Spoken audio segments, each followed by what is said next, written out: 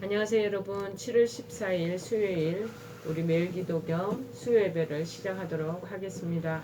우리 다같이 사도신경으로 신앙 고백합니다. 전능하사 천지를 만드신 하나님 아버지를 내가 믿사오며 그 외아들 우리 주 예수 그리스도를 믿사오니 이는 성령으로 잉태하사 동정녀 마리아에게 나시고 본디오 빌라도에게 고난을 받으사 십자가에 못 박혀 죽으시고 장사한 지 사흘 만에 죽은 자 가운데서 다시 살아나시며 하늘에 오르사 전능하신 하나님 우편에 앉아 계시다가 저리로서 산자와 죽은 자를 심판하러 오시리라.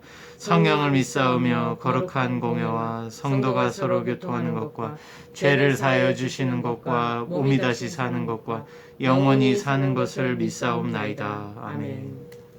오늘 하나님께서 저희들에게 주시는 말씀은 예레미야서 35장 1절에서 9절 말씀 보시겠습니다. 구약성경 예레미야서 35장 1절에서 9절 말씀 보시겠습니다. 제가 가지고 있는 성경책으로는 1108쪽입니다. 1108페이지 예레미야서 35장 1절에서 9절 말씀입니다. 제가 봉독해 올리겠습니다. 유다의 요시야 왕의 아들 여호야김 때에 여호와께로부터 말씀이 예레미야에게 임하여 이르시되 너는 레갑 사람들의 집에 가서 그들에게 말하고 그들을 여호와의 집 한 방으로 데려다가 포도주를 마시게 하라 하시니라.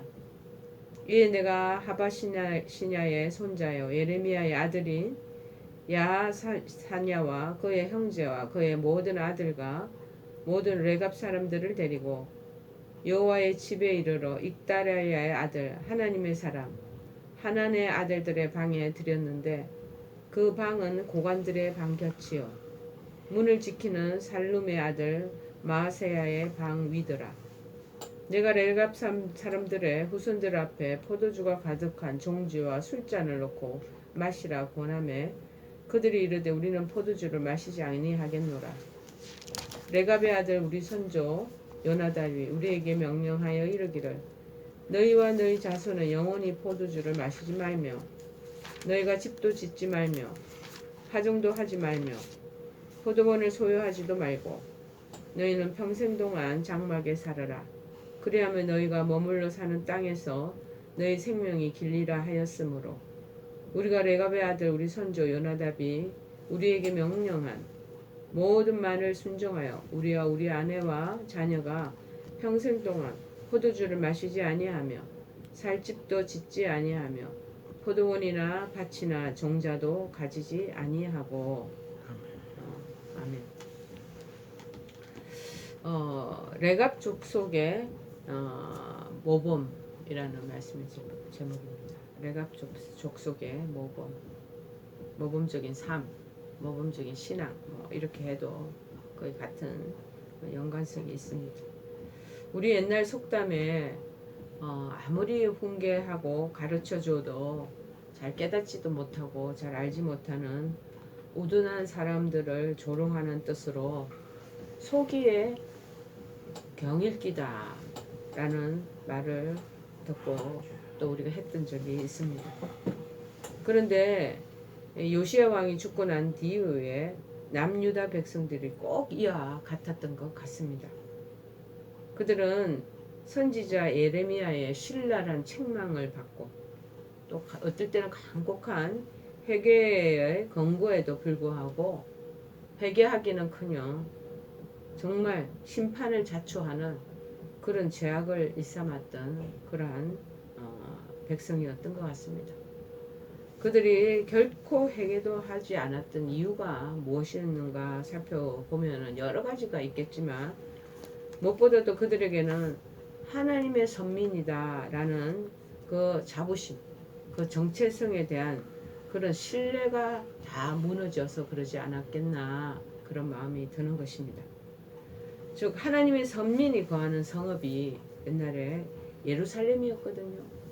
그 예루살렘이 적들로 인해서 함락되거나 더군다나 하나님의 임재의 상징적 처소인 성전이 다 그 외부의 침입군들로 인해서 회파된다는 것은 결코 있을 수 없는 일이고 그러한 예언 자체가 오히려 하나님을 모욕하는 행위다 라고 생각하면서 예레미야가 앞으로 그렇게 될 것이라는 징조를 계속 예언해서 미리 얘기를 해줘도 기다마 충고를 듣지 않는 것입니다.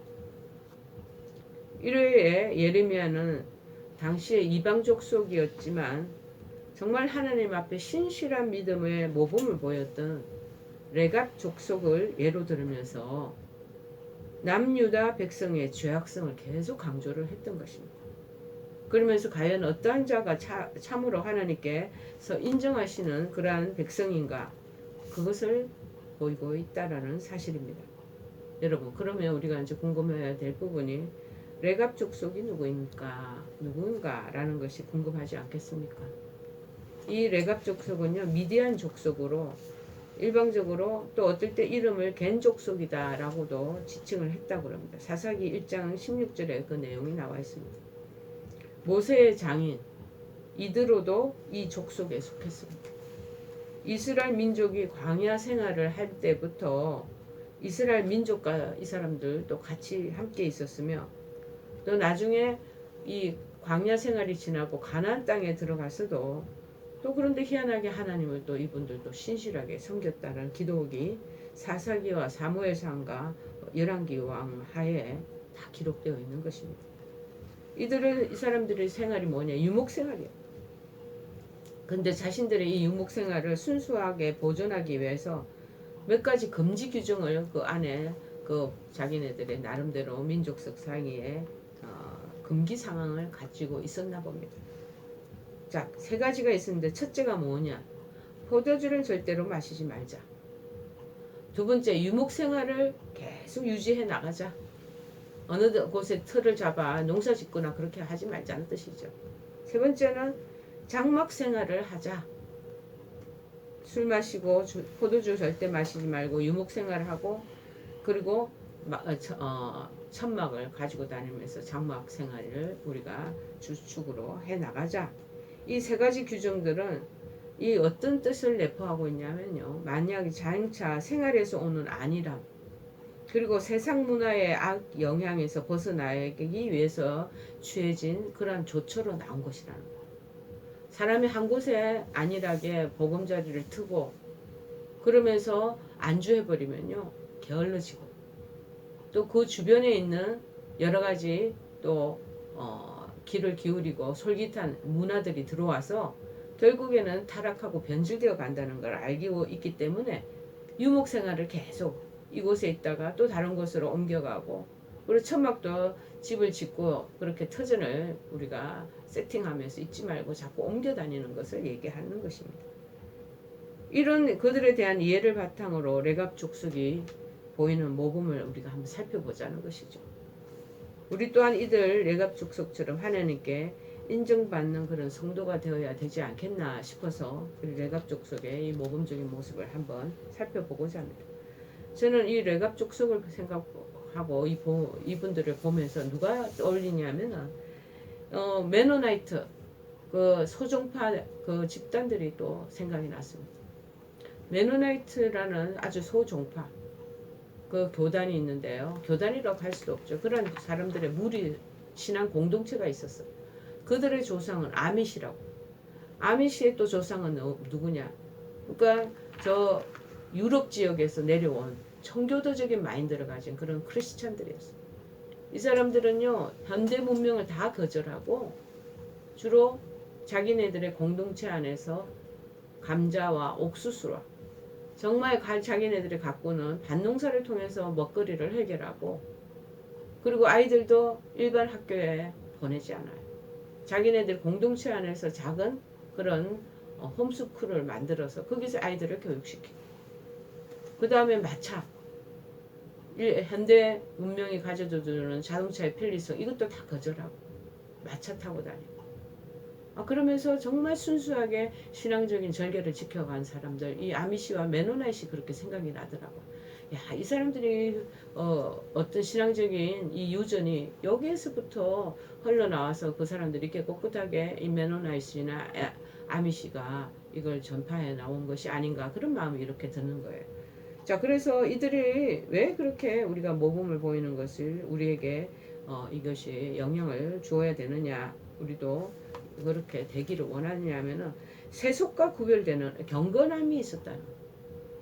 레갑 족속에는 그들의 선조인 요나답의 명을 쫓아서 포도주를 범하는 전통이 있었는데, 술을 마시면 사람들이 방탕해지게 되고 술을 좋아하게 되면 결국에는 가지고 있는 본인의 순수성과 그리고 경건성도 다 흐트러지게 되기 때문에 이 포도주 먹는 것을 거만했던 것 같습니다. 자, 그래서 6절에 보니까 그들이 이르되 우리를 포도주를 마시지 아니하겠노라. 레갑의 아들 우리 손주 요나답이 우리에게 명령하지 않았느냐. 너희와 너희 자손은 영원히 포도주를 마시지 말며. 그들이 이 금주상을 얼마나 철두철미하게 잘 지켰든지 하나님께서 예레미야를 시켜서 그들을 유혹하게 일부러 시험 들게 한번 이렇게 유혹거리를 줍니다. 그럼에도 레갑 족속은 단호하게 포도주를 사용했다는 내용이 2절에서 6절의 그 전체 내용입니다. 그들의 선조 요나답은 일찍이 판단력을 흐리게 하고 방탕하게 하는 등 술이 인간에게 미치는 해악을 이미 잘 알고 있었기 때문에 후손들의 믿음과 경건한 삶을 위하여 검주를 명령했던 것입니다. 여러분, 그때와 비교하면 오늘날 우리 시대는 어떻습니까?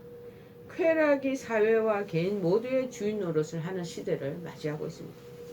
실로 교회도 점점 세속화가 되어가고 있지 않겠습니까? 많은 세상 사람들이요, 쾌락과 정말 이 유희를 위하여 자신의 인생을 걸고 심지어는 자신의 양심과 도덕과 윤리마저도 내버리는 것이 오늘날의 현 시점의 실태인 것입니다.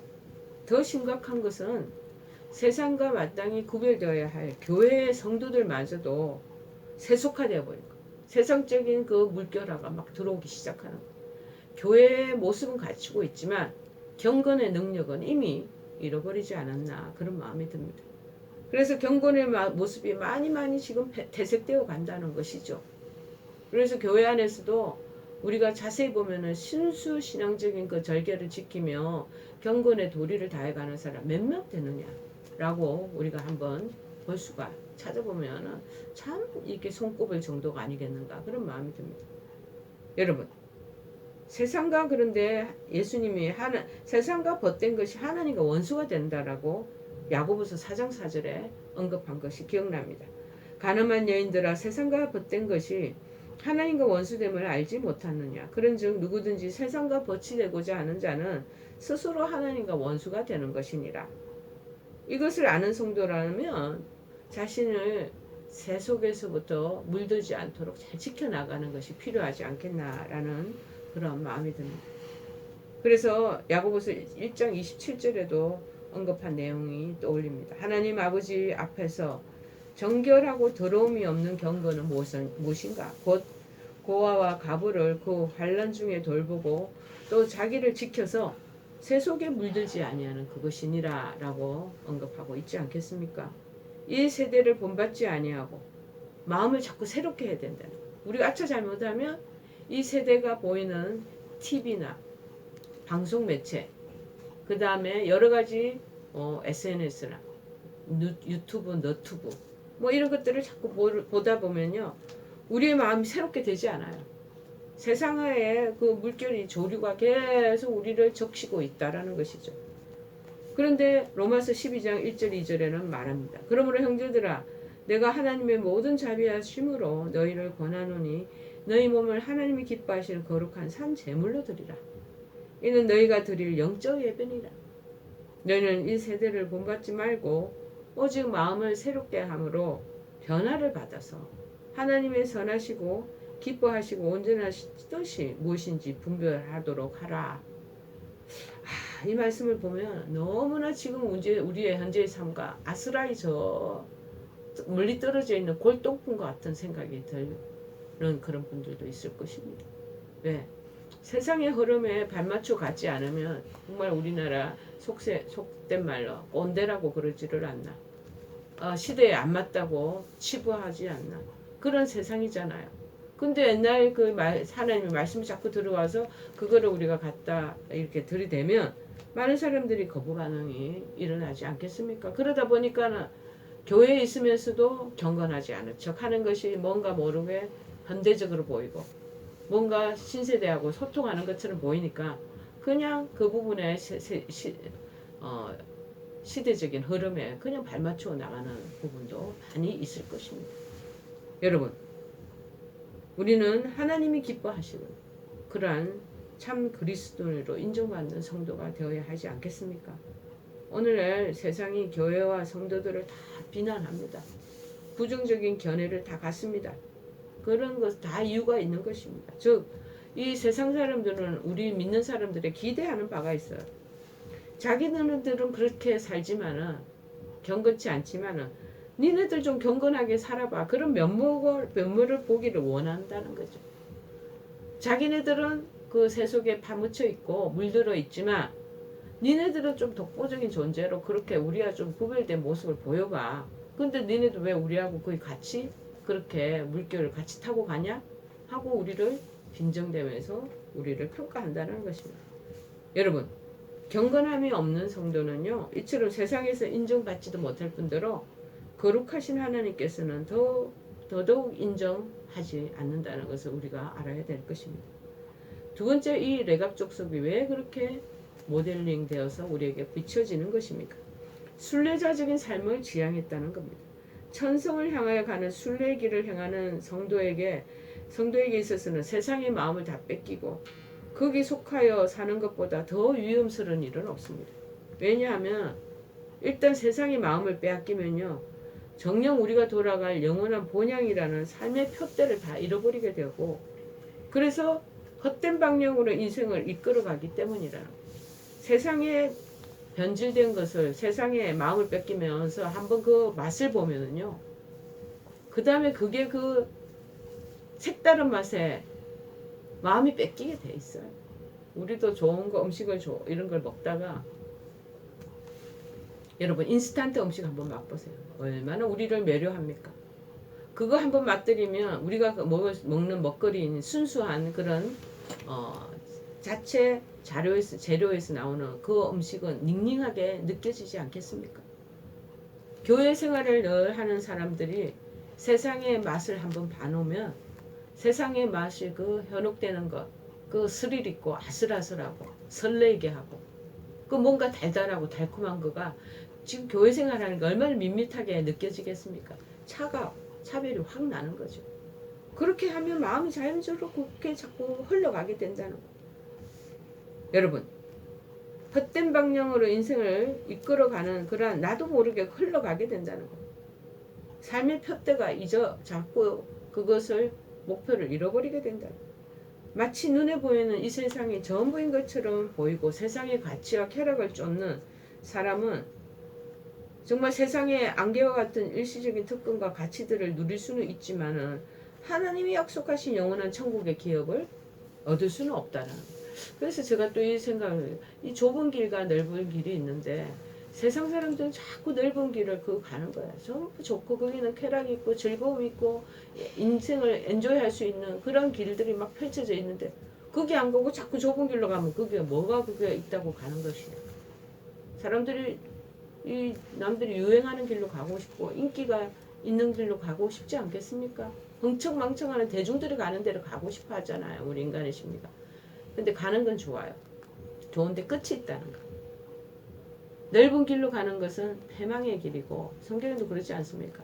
좁은 길을 가는 것은 힘들고 고달프고 정말 협소하지만 마지막은 영생이라고 말하고 있다는 것이죠. 레갑 족속이 선조 요나답의 명을 쫓아 집도 안 짓고 파종도 안 하고 포도원도 재배하지도 않고 평생 장막에 거처한 것은 그들의 삶이 진정한 표대를 잃어버리고 재물에 집착하게 되고 나중에 혹시나 현실적인 삶에 안주하려는 무사안일한 신앙으로 변질될까 미리 경계해야 했기 때문이라는 겁니다. 그런데 유감스럽게도 오늘날 우리들 가운데 영원한 천국에 대한 소망, 거기서 누릴 복락보다 눈에 보이는 현실에 자꾸 집착하고 세상의 부귀영화와 쾌락을 탐하는 성도가 인간의 본성이 되어버렸으니 얼마나 참 안타깝게 짝이 없습니까? 여러분, 정말 우리보다 하나님보다 돈과 지위와 명예를 제 주인처럼 섬기며 그것을 얻기 위해 평생을 다 투자하는 모습을 봅니다. 요즘 주식이고 비트코인이고 부동산이고 모든 사람이 정말 한탕주의, 일확천금을 꿈꾸는 그런 세대가 되어버리고 말합니다.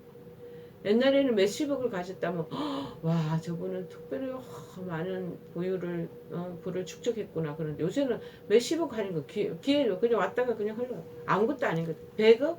옛날 100억이라면 엄청난 그러한 재물이었는데 요새는 100억이라고 그래도 별 하찮게 생각되잖아. 참 희한한 세상이 되고 말았습니다.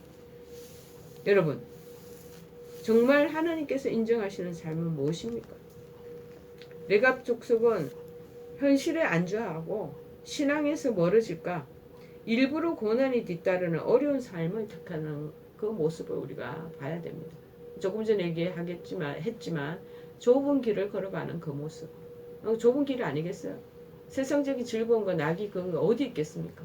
그런데도 묵묵히 그 길을 걸어가는 레갑 족속을 바라보라는 거예요. 왜 그렇겠습니까? 이 사람들이 생각하는 것은 이 지금 인생의 길을 걸어가는 거예요. 나그네 길이라는 거예요. 나그네 길처럼 살면서 영원한 천국을 향하는 약속이 있기 때문에 그렇게 감수하면서 산다라는 그 가지고 있는 삶의 그 의미가 그 안에 고스란히 녹아있지 않겠습니까? 그래서 히브리서 11장 13, 16절에는 이렇게 말합니다. 이 사람들은 다 믿음을 따라 죽었으며 약속을 받지 못하였으되 그것들을 멀리서 보고 환영하며 또 땅에서는 외국인과 나그네임을 증언하였으니 그들이 이같이 말하는 것은 자기들이 본향 찾는 자임을 나타냅니다. 그들이 나온 바 본향을 생각하였더라면 돌아갈 기회가 있었으려니와 그들이 이제는 더 나은 본향을 사모하니 곧 하늘에 있는 것이라. 이러므로 하나님이 그들의 하나님이라 일컬음 받으심을 부끄러워하지 아니하시고 그들을 위해서 한 성을 예비하셨느니라. 순례자적인 삶이 우리에게 있다. 우리는 그 길을 걸어가는 자들이다 라고 인식해야 된다. 세 번째는 뭐냐? 하나님의 뜻과 말씀에 대한 순종이 있었기에 레갑 족속을 정말 신앙과 그들의 삶을 존경하는 거죠. 하나님의 선민인 남유다 백성과 이방인인 레갑 족속의 가장 현격한 차이는 뭡니까? 하나님의 말씀에 대한 순종의 여부가 결정되어진 것입니다. 실로 이 레갑 족속은요 이미 오래전에 조상들은 다 죽어버렸어요. 지금은 그들을 위해 그 조상들이 살아있지도 않고 그들의 모든 제도가 그렇게 그냥 추춤하지도 않고 그 어떤 힘도 발휘하지 못하는 그 조상의 경운을 지키는 데 있어서 가진 애를 쓰고 신실하게 준행하지 않겠어요? 오히려 살아계신 하나님 말씀을 전해 듣는 남유다 백성은 또 그런데 전혀 반대로 걸어가고 있는 것이죠. 희한하죠? 그래서 14, 16절에 말합니다. 레갑의 아들 요나답이 그의 자손에게 포도주를 마시지 말라 한 그 명령은 실행되되 그들은 그 선조의 명령을 순정하여 오늘까지 마시지 아니하거늘 내가 너희에게 말하고 끊임없이 말하여도 너희는 내게 순종하지 아니하도다. 레갑의 아들 요나답의 자손은 그의 손조가 그들에게 명령한 그 명령을 지켜 행하나 이 백성은 내게 순종하지 아니하도다. 살아계신 하나님께 선택받은 백성이라는 그 자부심과 그 가지고 있는 그 자기네들의 그 자긍심은 대단합니다. 그러나 실제 삶에서는 하나님의 순종하면서 그대로 실천하는 삶을 살지는 않았다는. 요새 우리 시대에 우리 현대 믿음 생활하는 우리 성도들을 가리키는 것 같아서 마음이 조금 이렇게 제가 뜨끔한 마음이 듭니다. 정말 하나님께서 선지자들을 부지런히 보내셨어요. 성실히 말씀을 전합니다. 하나님의 교훈을 떠나고 신앙의 길에서 벗어나 불순종하면서 그러나 온갖 죄악을 다 저지르는 거예요. 계속 들으다 듣지 않는 거예요. 귀가 다 막혀있나. 내가 내 종 15절에 말합니다. 선지자를 너에게 보내고 끊임없이 보내고 이러기를 너희는 이제 각기 악한 길에서 돌이켜 행위를 고치고 다른 신을 따라 그를 섬기지 말라. 그리하면 너희는 내가 너희와 너희 선조에게 준 이 땅에 살리라 하여도 너희가 귀를 기울이지 아니하며 내게 순종하지 아니하였느니라. 이 하나님께서는 남유다 백성에게는 두려운 재앙을 내리십니다. 레갑 족속에게는 영영이 하나님 앞에서는 축복을 약속하신 것이 17절 19절에서 나옵니다. 그러므로 만군의 여호와 이스라엘 하나님께서 이와 같이 말씀하시니라. 보라, 내가 유다와 예루살렘의 모든 주민에게 내가 그들에게 대하여 선포한 모든 재앙을 다 내리리니 이는 내가 그들에게 말하여도 듣지 않고 불러도 대답도 안 해요. 나중에 에르미야가 레갑 사람의 가문에게 이르되 만군의 여호와 이스라엘의 하나님께서 이와 같이 말씀하시기를 너희가 너희 선조 요나답의 명령을 순종하여 그의 모든 규율을 지키며 그가 너희에게 명령한 것을 행하였도다. 그러므로 만군의 여호와 이스라엘의 하나님께서 이와 같이 말씀하시니라.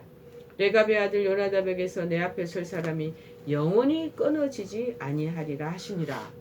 자, 극명하게 두 부류로 딱 나누고 이렇게 하나님이 선포하시는 거죠. 여러분, 스스로 자기는 하나님의 구원받은 백성이다라고 선민이다라는 것을 자랑하면서 믿음과 경건의 삶에서 아예 떠나 있었던 남유다 백성과 출신은 안 좋아요. 모태신앙도 아니에요. 어디서 갑자기 그냥 신앙의 체험을 하나님을 만나가지고 변화된 그 이방 족속은 그래서 하나님 주신 명령과 교훈을 따라 철저히 하나님 중심의 삶을 살았던 그 레갑 족속 어느 쪽에 하나님의 백성이겠습니까? 예수님께서는 마가복음 3장 35절에 말한 것이 기억납니다. 누구든지 하나님의 뜻대로 하는 자는 내 형제요 자매요 그렇게 모친이니라 말씀하셨습니다. 그리고 요한복음 14장 21절에도 말합니다. 나의 계명을 가지고 지키는 자라야 나를 사랑하는 자니 그렇게 말씀하십니다. 실로 혈통과 선민의식 중요합니다.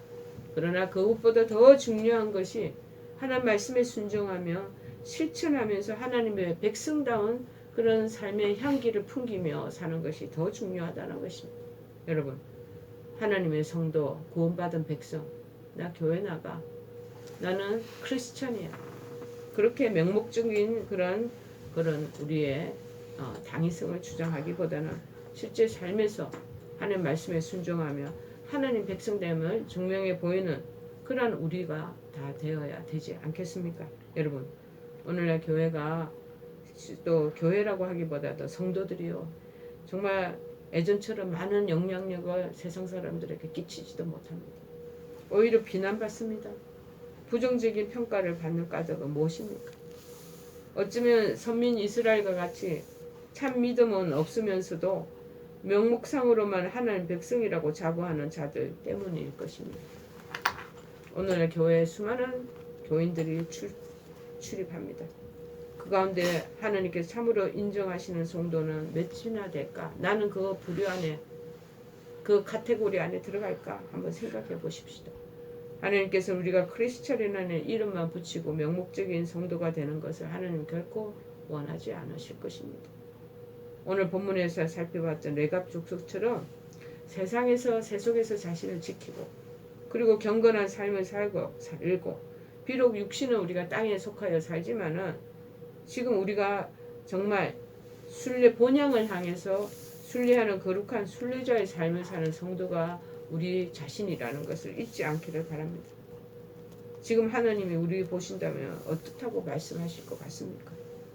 여러분, 정말 구원받은 백성이라는 그 명칭만 가지고 있지 마시고 정말 회개하며 유다 백성과 같이 심판을 불러왔던 자들보다 하나님 앞에 영원히 그 후손들도 서게 된다고 얘기하잖아. 이 레갑 족속과 같은 축복의 약속을 받아내는 저와 여러분 되시기를 간절히 축원해 드립니다. 우리 찬송가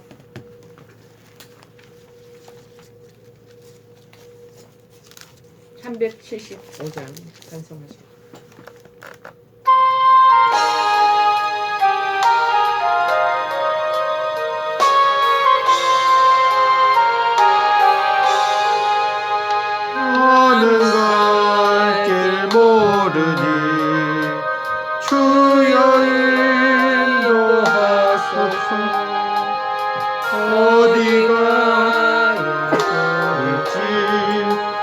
나를 인도하소서. 들어야 좋을지 나를 인도하소서. 아무것도 모르니 나를 가르치소서. 어찌해야 좋을지 나를 가르치소서. 어찌해야 좋을지 나를 가르치소서. 아이같이 어리니 나를 도와주소서. 힘도 없고 약하니 나를 도와주소서. 힘도 없고 약하니 나를 도와주소서. 마음심이 슬프니 나를 위로하소서. 의지 없이 다니는 나를 위로하소서. 의지 없이 다니는 나를 위로하소서.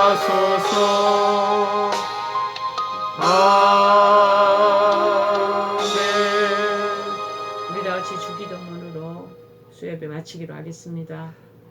하늘에 계신 우리 아버지여, 이름이 거룩히 여김을 받으시오며 나라의 마옵시며 뜻이 하늘에서 이룬 것 같이 땅에서도 이루어지이다.